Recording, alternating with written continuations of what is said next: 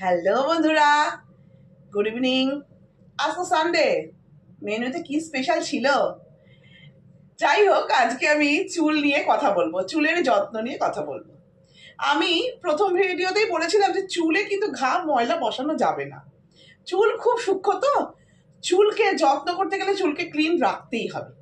সারাদিনে একবার ভালো করে চুল আঁচড়াতে হবে।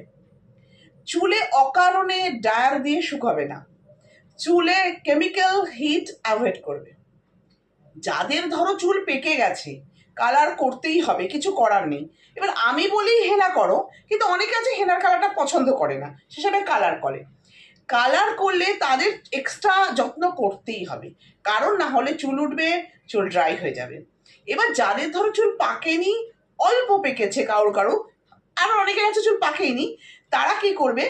আমলকি নেবে, শুকনো আমলকি, নারকেল তেল নেবে, ফোটাবে।